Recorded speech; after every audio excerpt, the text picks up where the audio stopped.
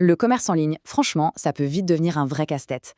Entre les sites web, TikTok, Instagram, on peut vite se sentir complètement submergé. Aujourd'hui, on va décortiquer tout ça ensemble pour trouver la bonne stratégie, celle qui peut vraiment tout changer. La première question qui nous vient à l'esprit, c'est presque toujours la même.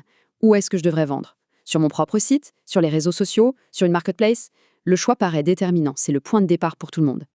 Mais et si cette question, qui semble si logique, était en fait un piège? Et si elle nous mettait sur la mauvaise voie dès le début? Et voilà, c'est là que tout bascule.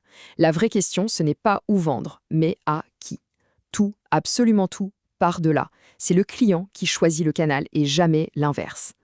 Et il faut bien comprendre que l'enjeu, il est énorme. Plus de 160 milliards d'euros. C'est le poids du e-commerce en France en 2023. C'est un gâteau absolument gigantesque, mais pour espérer en avoir une part, il faut savoir très précisément à quelle table sont assis nos clients. Bon, rentrons un peu dans le concret. Première règle d'or, à chaque cible, son canal. C'est simple, non? On ne s'adresse pas de la même façon à tout le monde, et surtout, on ne trouve pas tout le monde au même endroit. Prenons deux exemples très parlants. D'un côté, les plus jeunes, la fameuse génération Z, les milléniaux, eux, ils vivent sur leur smartphone, sur TikTok, sur Instagram. Ce qu'ils veulent, c'est de l'authenticité et de l'instantané. Et de l'autre côté, on peut avoir une clientèle plus installée, qui recherche avant tout de la crédibilité et de la sécurité des informations claires. Pour cette clientèle-là, rien ne vaut un site e-commerce solide, bien pensé. On a donc bien deux publics et deux stratégies complètement différentes. Allez, on continue. Et maintenant, on va parler de ce qui est peut-être la plus grosse révolution du e-commerce de ces dernières années, le live shopping. Quand l'acte d'achat se transforme en véritable spectacle. Le principe est hyper simple. On vend des produits en direct, face caméra.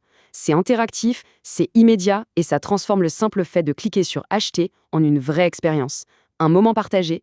Pour vraiment saisir la puissance du phénomène, il suffit de regarder la Chine. Là-bas, ce n'est pas une niche, c'est un marché de plus de 600 milliards de dollars. Ce n'est plus une tendance, c'est un véritable raz de marée qui arrive maintenant en Europe. Mais ce qui est le plus fou, c'est l'efficacité. On le voit bien ici, les taux de conversion peuvent être jusqu'à 10 fois plus élevés que sur un site classique. 10 fois. C'est juste incroyable. Le potentiel est dingue. Alors, pourquoi ça marche aussi bien? D'abord, il y a l'effet d'urgence. L'offre, elle est là, maintenant, tout de suite. Ça pousse à l'achat d'impulsion.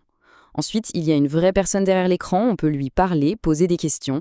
Ça humanise la marque, ça crée un lien de confiance. C'est un cocktail redoutable, surtout pour des secteurs comme la mode, la beauté ou l'électronique. Bon, alors on fait quoi? On met tout sur les réseaux et le live shopping? On se barricade sur son site web? Eh bien non. La vraie réponse, ce n'est pas de choisir son camp, c'est de tout fusionner dans une stratégie qu'on appelle omnicanal. L'idée, elle est simple, mais elle change tout. Il faut arrêter de les voir comme des concurrents. Ce sont des alliés. Mieux, ce sont les deux faces de la même pièce. Ils sont bien plus forts quand ils travaillent main dans la main. Ce parcours client est un exemple parfait. Les réseaux sociaux, c'est la vitrine, c'est là qu'on capte l'attention, qu'on crée de l'engagement, qu'on donne envie. Mais pour la conversion et surtout pour la fidélisation, c'est le site e-commerce qui prend le relais. C'est notre chez nous, l'endroit où on construit une relation durable. Finalement, en maîtrisant tous ces outils, on arrive à une conclusion super importante. Notre rôle évolue. On n'est plus simplement un vendeur, on devient un véritable stratège du digital. Et ça veut dire quoi, au juste, devenir un stratège? Ça veut dire connaître son client sur le bout des doigts, choisir les bons canaux pour lui parler et orchestrer tout son parcours, du premier like jusqu'à la fidélité sur le long terme. C'est vraiment ça la clé du succès aujourd'hui. On a vu le cadre, on a vu la méthode.